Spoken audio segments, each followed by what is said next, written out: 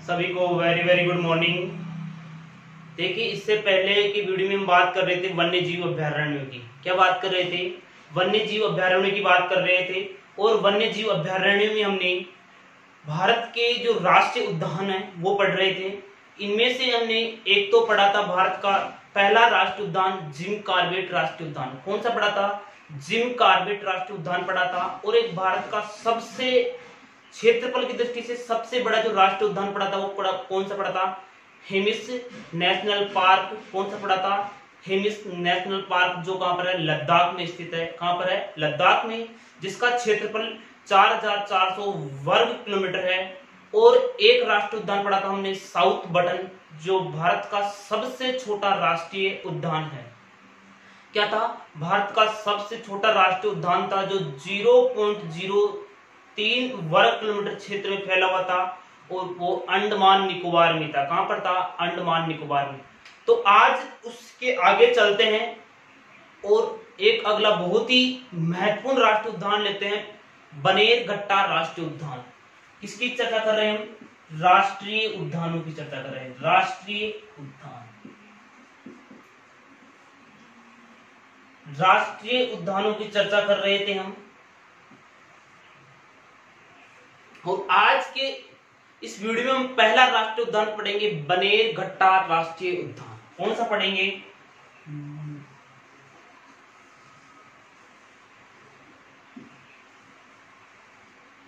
बनेरघट्टा राष्ट्रीय उद्यान। बनेरघट्टा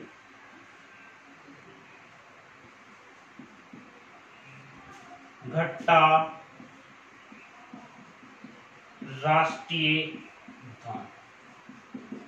देखिए, ये बहुत ही इंपॉर्टेंट राष्ट्रीय उद्यान है कि बनेरघट्टा राष्ट्रीय उद्यान कहां पर स्थित है? ये कर्नाटक में। कहां पर है भाई? कर्नाटक। कहां पर स्थित है ये? कर्नाटक में स्थित है। कहां पर है ये? कर्नाटक। कौन सा है? बनेरघट्टा। कौन सा राष्ट्रीय उद्यान? बनेरघट्टा जो राष्ट्रीय उद्यान कहां पर स्थित है? ये कर्नाटक में स्थित है। ये राष्ट्रीय उद्यान कौन सा? बनेरघट्टा जो राष्ट्रीय उद्यान है ये तितलियों के लिए संरक्षित है। किसके लिए संरक्षित है? ये तितलियों के लिए संरक्षित है। तितलियों के लिए संरक्षित। तो ध्यान रखना, बनेरघट्टा जो राष्ट्रीय उद्यान है वो किसके लिए संरक्षित है? ये तितलियों के लिए संरक्षित है। किसके लिए? तितलियों के लिए क्या है? ये संरक्षित है। कौन सा? बनेरघट्टा जो राष्ट्रीय उद्यान है वो किसके लिए संरक्षित है? ये तितलियों के लिए संरक्षित है। इसे 1974 में, कब? 1974 ईस्वी में राष्ट्रीय उद्यान का दर्जा दिया गया। किसका? 1974 में राष्ट्रीय उद्यान बनाया गया। उद्यान का दर्जा कब दिया भाई से? राष्ट्रीय उद्यान का दर्जा 1974 ईस्वी में दिया गया था।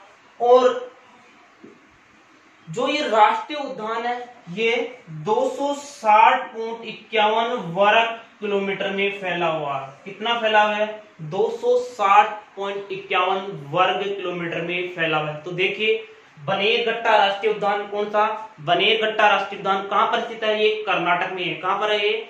कर्नाटक में। ये तितलियों के लिए संरक्षित है। किसके लिए? तितलियों के लिए संरक्षित है। और 1974 में से राष्ट्रीय उद्यान का क्या दिया गया था? दर्जा दिया गया था। और ये 260.51 वर्ग किलोमीटर क्षेत्र में क्या फैला हुआ है? कौन सा राष्ट्रीय उद्यान? बनेरघट्टा राष्ट्रीय उद्यान। तो ध्यान रखना, बहुत इंपॉर्टेंट है कि भारत का कौन सा राष्ट्रीय उद्यान है जो किसके लिए? तितलियों के लिए संरक्षित है। तो वो कौन सा होगा? बनेरघट्टा राष्ट्रीय उद्यान। इसके बाद में एक अगला राष्ट्रीय उद्यान लेते हैं जिसका नाम है कच्छ राष्ट्रीय उद्यान। कौन सा राष्ट्रीय उद्यान भाई? कच्छ राष्ट्रीय उद्यान।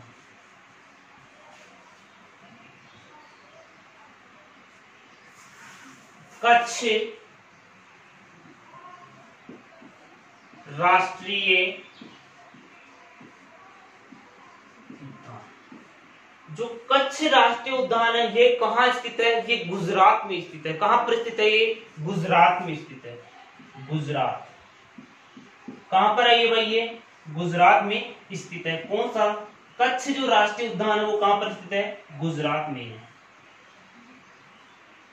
कच्छ राष्ट्रीय उद्यान कहां पर स्थित है भाई? ये गुजरात में स्थित है। कौन सा? कच्छ राष्ट्रीय उद्यान। जो ये राष्ट्रीय उद्यान है कच्छ राष्ट्रीय उद्यान, क्या कच्छ राष्ट्रीय उद्यान है, इसे राष्ट्रीय उद्यान का दर्जा 1982 में दिया गया है। 1982 ईस्वी में। कब? 1982 ईस्वी में इसे राष्ट्रीय उद्यान का दर्जा दिया गया। किसका? राष्ट्रीय उद्यान का दर्जा दिया गया। कब? 1982 ईस्वी में। ये किसके लिए संरक्षित है? ये जंगली गधों के लिए संरक्षित है। कौन सा? कच्छ जो राष्ट्रीय उद्यान है वो जंगली गधों के लिए संरक्षित है। किसके लिए? जंगली गधों के लिए। जंगली गधों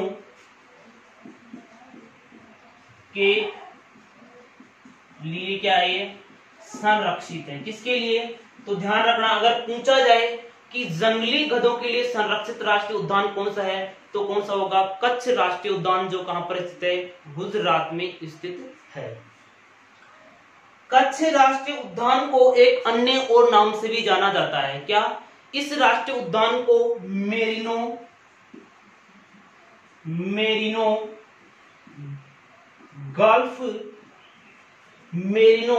गल्फ राष्ट्रीय उद्यान भी कहते हैं।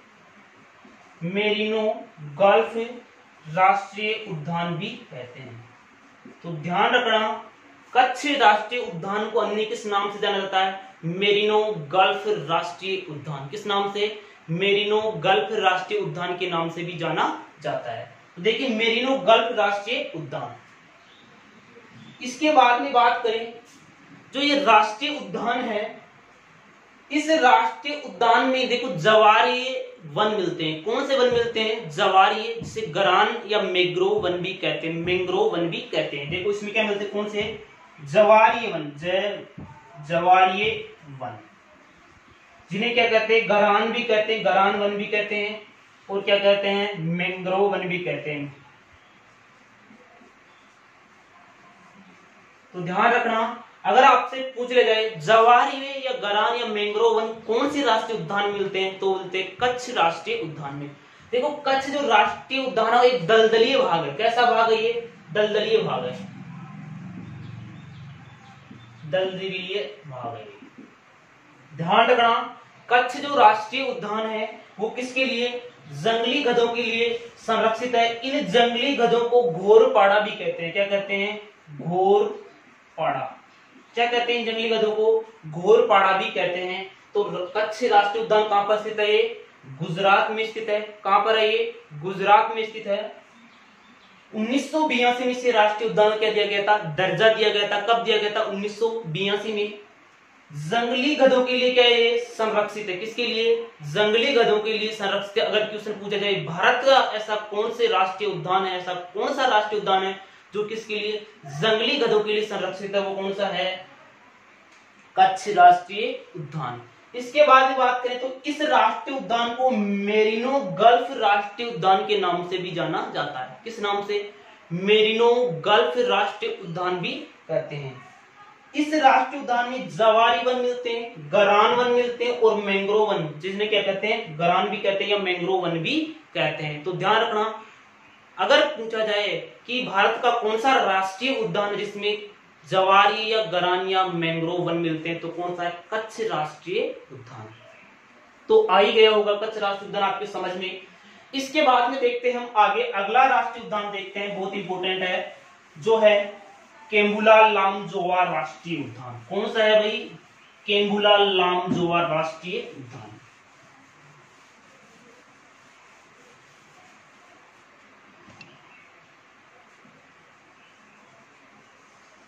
देखो कौन सा? कैम्बुला लामजोवा राष्ट्रीय उद्यान।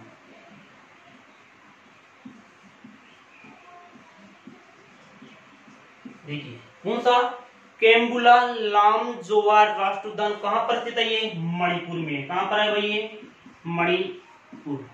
कहां पर है ये, मणिपुर में है। कहां पर है ये, मणिपुर में। कौन सा, केम्बुला लामजोवा। कौन सा राष्ट्रीय उद्यान है, केम्बुला लामजोवा राष्ट्रीय उद्यान। कहां पर स्थित है ये, मणिपुर में स्थित है। कहां पर स्थित है ये, मणिपुर में स्थित है।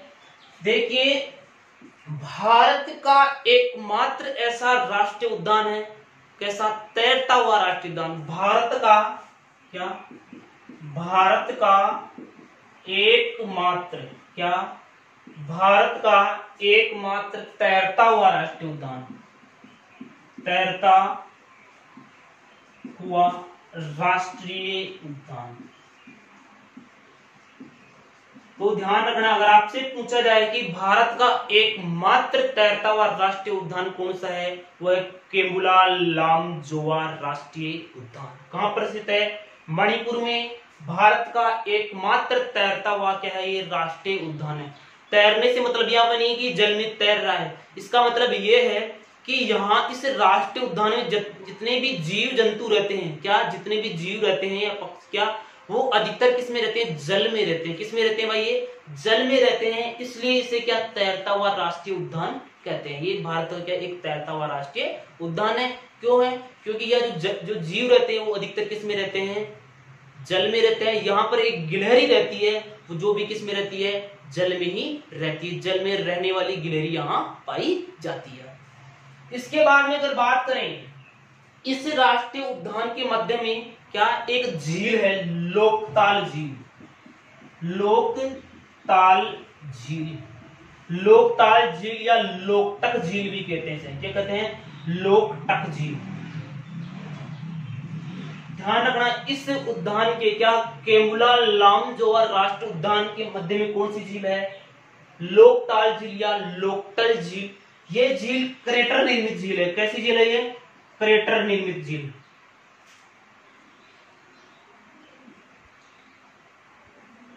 क्रेटर निर्मित झील। कैसी झील है ये, क्रेटर निर्मित झील है। क्रेटर निर्मित झील है। कैसी झील है भाई ये, क्रेटर निर्मित झील है। कौन सी भाई, लोकताल जो झील है, कैसी झील है, क्रेटर निर्मित। क्रेटर किसे कहते हैं, देखिए क्रेटर क्या होता है, क्रेटर ज्वालामुखी का क्या, वह मुख जो क्या होता है, जिसकी चौड़ाई क्या होती है, कम होती है, उसे क्या कहते हैं, क्रेटर कहते हैं। तो यहाँ पर ज्वालामुखी निकली थी, लेकिन कुछ समय के बाद वो ज्वालामुखी का जो गड्ढा था वो क्या हो गया, भर गया और किसका रूप ले लिया, वो झील का रूप ले लिया। तो ध्यान रखना, लोकताल या लोकटक झील कैसी है, क्रेटर निर्मित झील है। कैसी झील है, क्रेटर निर्मित झील है।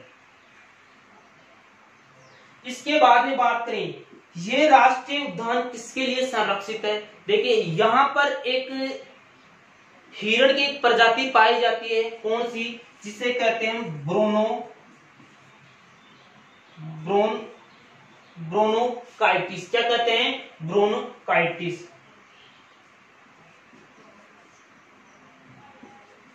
देखिए यहाँ पर एक हिरण की प्रजाति पाई जाती है जिसके ब्रोनकाइटिस डियर मिलते हैं। यहाँ पर ब्रोनकाइटिस डियर मिलते हैं। कौन से राष्ट्रीय उद्यान में, केम्बुला लामजोवा राष्ट्रीय उद्यान में क्या मिलते हैं, ब्रोनकाइटिस डियर मिलते हैं, जिन्हें हथमती हिरण कहते हैं। क्या कहते हैं, हथमती हिरण कहते हैं।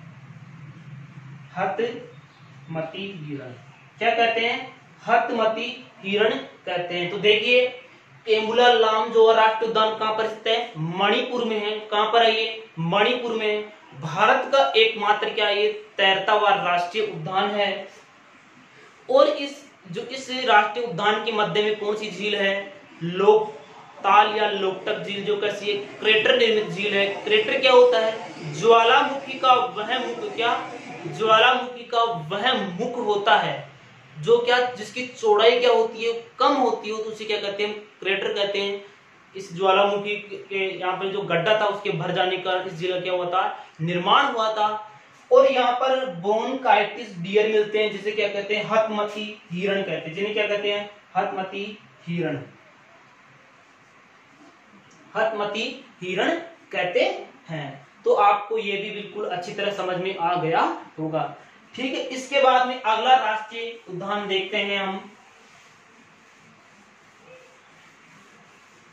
केवलादेव राष्ट्रीय उद्यान। कौन सा?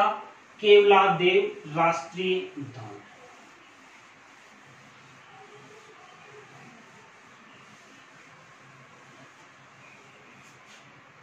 अगला जो राष्ट्रीय उद्यान है हमारा कौन सा रहेगा?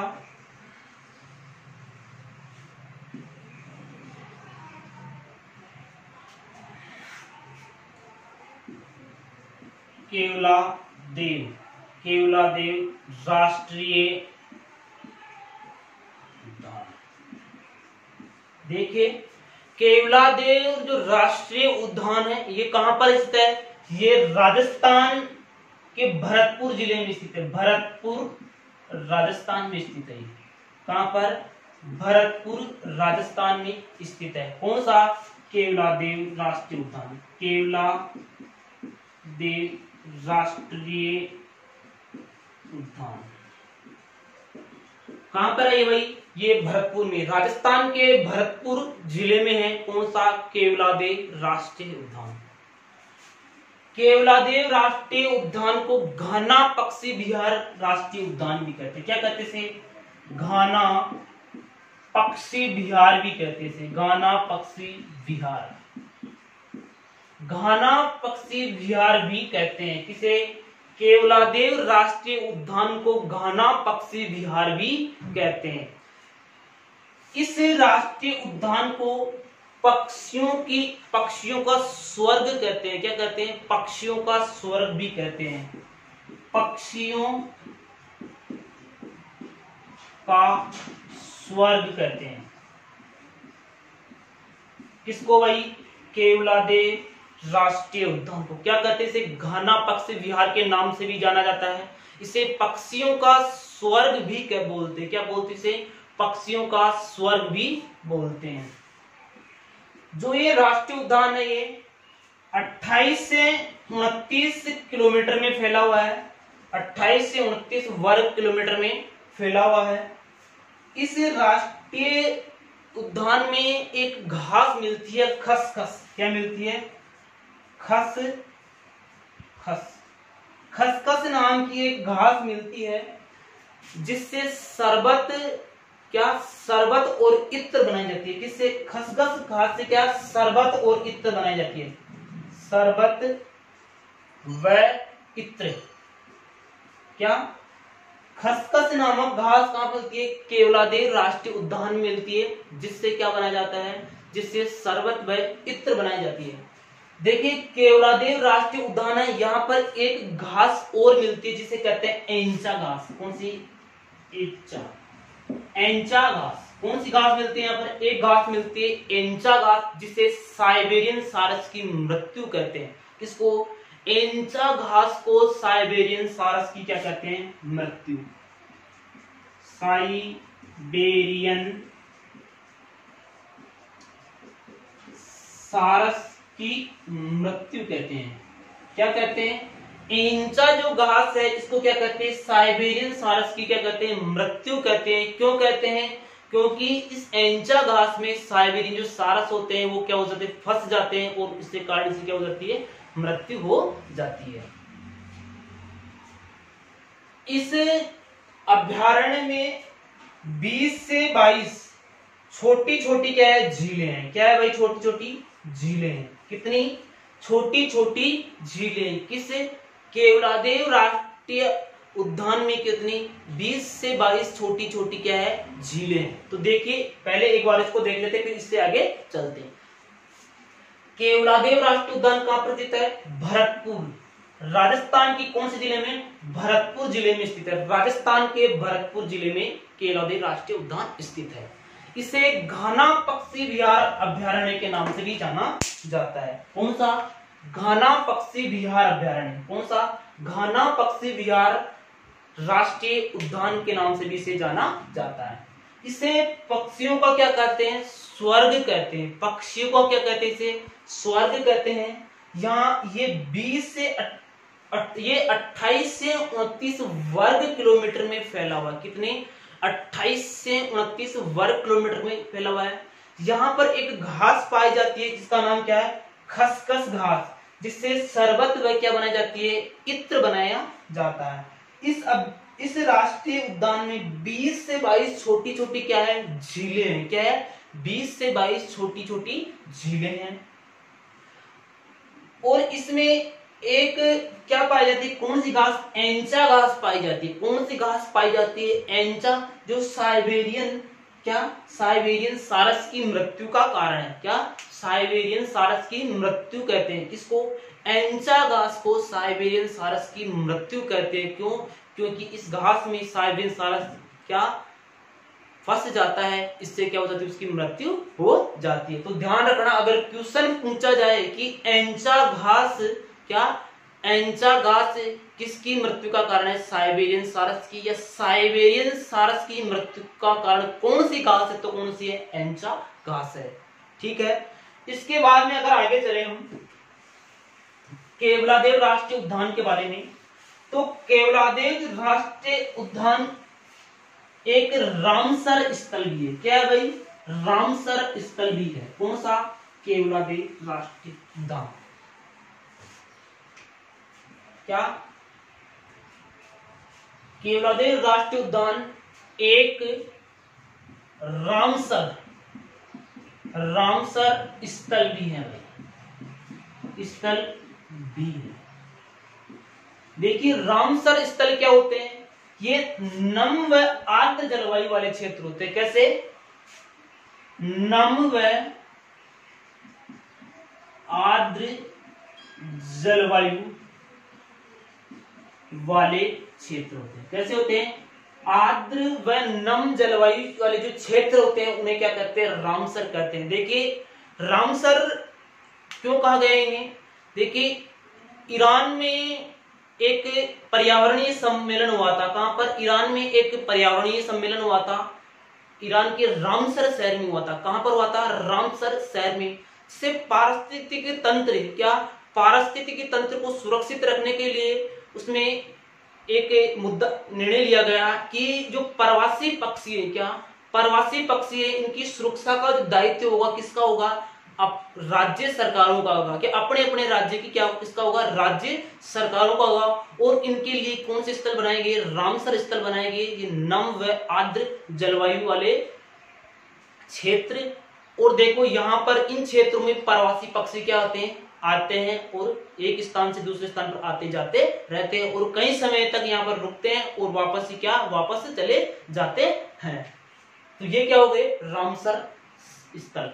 तो केवलादेव राष्ट्रीय उद्यान के एक रामसर स्थल भी है। देखिए यहाँ पर अगर 20 से 22 छोटी छोटी झीलें हैं तो नम व आर्द्र जलवायु होगी ही। इसके अलावा राजस्थान में एक और रामसर स्थल है, सांबर। कौन सा, सांबर। एक तो कौन सा होगा, एक रामसर स्थल कौन सा हो गया, केवलादेव राष्ट्रीय उद्यान हो गया। कौन सा हो गया, केवलादेव राष्ट्रीय उद्यान हो गया। और एक कौन सा हो गया, सांबर हो गया। कौन सा, सांबर। तो ध्यान रखना, अगर आपसे पूछ लिया जाए कि राजस्थान में कुल कितने रामसर स्थल हैं, तो राजस्थान में 2 रामसर स्थल है। कितने रामसर स्थल है राजस्थान में, 2 रामसर स्थल है। एक केवलादेव राष्ट्रीय उद्यान भी क्या है, रामसर स्थल है। एक सांबर, जिसे 1990 में रामसर स्थल का दर्जा दिया गया था। कौन सा, सांबर। तो ध्यान रखना, केवलादेव राष्ट्रीय उद्यान और सांबर दोनों ही क्या है, ये रामसर स्थल है। इसके बाद में बात करें, केवलादेव राष्ट्रीय उद्यान को 1956 में इसे वन्य जीव अभ्यारण्य का दर्जा दिया। वन्य जीव अभ्यारण्य कब, 1956 में इसे क्या बनाया गया, वन्य जीव अभ्यारण्य बनाया गया। किसको, केवलादेव राष्ट्रीय उद्यान को 1956 में वन्य जीव अभ्यारण्य बनाया गया। इसके बाद में 1981 में, कब, 1981 में इसे राष्ट्रीय उद्यान का दर्जा दिया गया। किसका? राष्ट्रीय उद्यान का दर्जा कब दिया गया? 1985 में दिया गया। इसके बाद में बात करें 1985 में इसे यूनेस्को की विश्व धरोहर में शामिल किया गया। विश्व धरोहर में शामिल।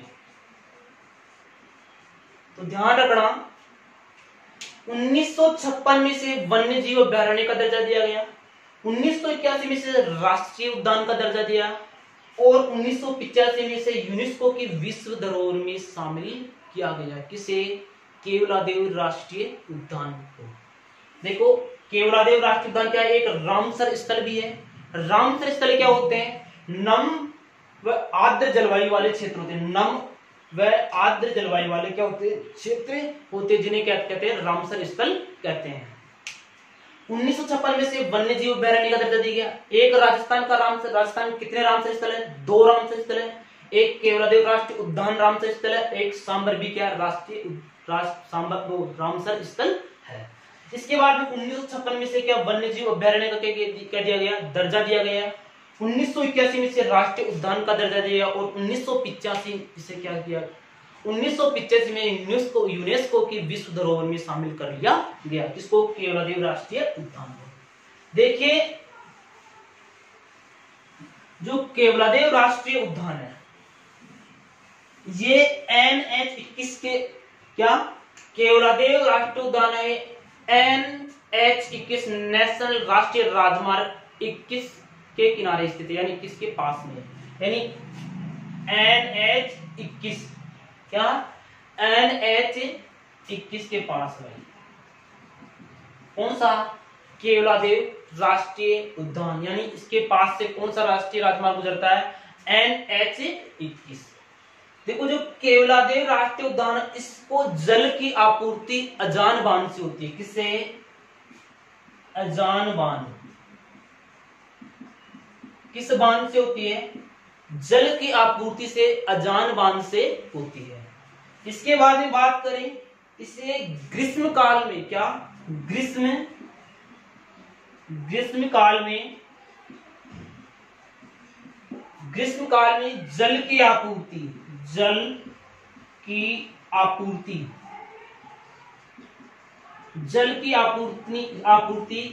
पांचना बांध से होती है। किससे होती है? पांचना बांध। ध्यान रखना केवलादेव राष्ट्रीय उद्यान को जल की आपूर्ति किससे होती है? अजान बांध से होती है, जो भरतपुर में स्थित है। लेकिन ग्रीष्म काल में से जल की आपूर्ति किससे होती है? पांचना बांध से होती है। और ये पांचना बांध कहां स्थित है? ये करौली में है। ध्यान रखना कहां पर है ये? करौली में। पांचना जो बांध है क्या? पांचना जो बांध है ये राजस्थान का कंक्रीट से बना हुआ सबसे बड़ा बांध है। क्या? राजस्थान का कंक्रीट मिट्टी से बना हुआ सबसे बड़ा बांध। क्या? राजस्थान का मिट्टी से बना हुआ सबसे बड़ा बांध है भाई। क्या? ये मिट्टी से बना हुआ राजस्थान का सबसे बड़ा बांध कौन सा है? पांचना बांध है। राजस्थान के कौन से जिले में? करौली जिले में स्थित है। इसके बाद में बात करें पांचना बांध 5 नदियों पर निर्मित है भाई। क्या? 5 नदियों पर निर्मित। 5 नदियों पर निर्मित क्या है? ये बांध है। 5 नदियां कौन कौन सी है? देखो एक है भैंसा, दूसरी है भद्रा। देखो भैंसा, भद्रा, माची,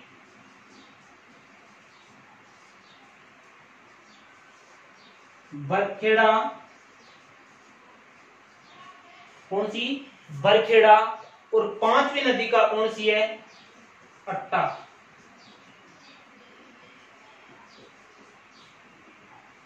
कौन सी है पांचवी नदी? अट्टा। देखिए पांचना जो बांध है राजस्थान का मिट्टी से बना हुआ सबसे बड़ा क्या है? बांध है। पांचना बांध कितनी नदियों पर निर्मित है भाई? 5 नदियों पर बनाया गया हुआ बांध है ये। कौन कौन सी? भैंसा है, भद्रा है। भैंसा को भैंसावट भी कहते हैं, जो भैंसा नदी है इसको क्या कहते हैं? भैंसावट भी कहते हैं। भैंसा, भद्रा, माची, बरखेड़ा और अट्टा, इन 5 नदियों पर क्या बना हुआ है भाई? पांचना बांध बना हुआ है। देखो भद्रा नदी पर, कहां पर? भद्रा नदी पर। किस नदी पर? भद्रा नदी पर। करौली में, कहां पर? करौली में मदन मोहन जी का मंदिर बना हुआ है। कहां पर? किसका? मदन मोहन जी का मंदिर। मदन मोहन जी का मंदिर। ध्यान रखना, किस नदी पर? भद्रा नदी पर करौली में किसका मंदिर बना हुआ है? मदन मोहन जी का मंदिर बना हुआ है। तो देखिए केवलादेव जो राष्ट्रीय उद्यान है वो राजस्थान के भरतपुर जिले में है। NH 21 के पास है। किसके पास है? NH 21 के पास है। इसको जो जल की आपूर्ति होती किससे होती है? अजान बांध से होती है। किससे होती है? अजान बांध से होती है। ग्रीष्म काल में इसी जल की आपूर्ति किससे होती है? पांचना बांध से होती है। किससे होती है? पांचना बांध से होती है। पांचना बांध कहां पर स्थित है? राजस्थान के करौली जिले में है। किसमें है? राजस्थान के करौली जिले में कौन सा बांध स्थित है? पांचना बांध है। इसके बाद करे पांचना जो बांध है राजस्थान का मिट्टी से निर्मित सबसे बड़ा बांध हो ही गया। और ये बांध 5 नदियों पर निर्मित कंक्रीट से बना हुआ है। क्या? किससे बना हुआ? कंक्रीट से बना हुआ है, मिट्टी से बना हुआ। और कितनी नदियों पर बनाए हुए? 5 नदियों पर बना हुआ है। कौन कौन सी? भद्रा, भैंसा, माची, बरखेड़ा और अट्टा, इन 5 नदियों पर कौन सा बांध बना है? पांचना बांध बना हुआ है। और भद्रा नदी पर का, भद्रा नदी पर करौली में मदन मोहन जी का मंदिर बना हुआ है। तो ये हमारा कौन सा राष्ट्रीय उद्यान हो गया? केवलादेव राष्ट्रीय उद्यान। इसके बाद में एक राष्ट्रीय उद्यान और देखते हैं आज हम।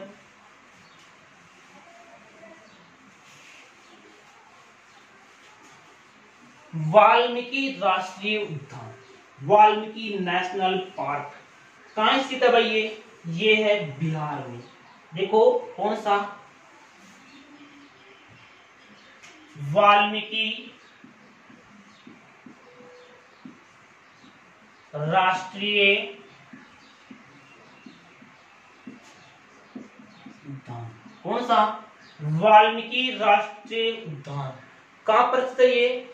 बिहार, बिहार के चंपारण जिले में स्थित है। बिहार, बिहार में। कहां पर? बिहार के चंपारण जिले में। बिहार के चंपारण जिले में।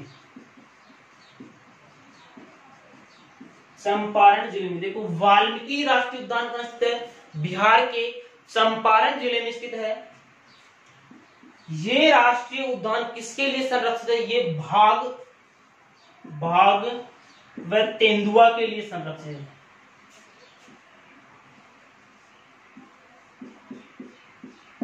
बाघ व तेंदुआ के लिए संरक्षित है। कौन सा? वाल्मीकि राष्ट्रीय उद्यान। वाल्मीकि राष्ट्रीय उद्यान कहां स्थित है भाई? वाल्मीकि राष्ट्रीय उद्यान बिहार के कौन से जिले में? चंपारण जिले में है। किसके लिए संरक्षित है ये बाघ और तेंदुआ के लिए संरक्षित है। तो दोस्तों आपको समझ में आ गया होगा पूरा वीडियो अच्छी तरह। एक राष्ट्रीय उद्यान का हम विस्तृत तरीके से अध्ययन कर रहे हैं। तो आप कमेंट करके जरूर बताना आपको ये वीडियो कैसा लगा। आज की वीडियो में हम इतना ही। इससे आगे के जो राष्ट्रीय उद्यान बचे हुए हैं वो नेक्स्ट वीडियो में देखेंगे। जय हिंद, जय भारत।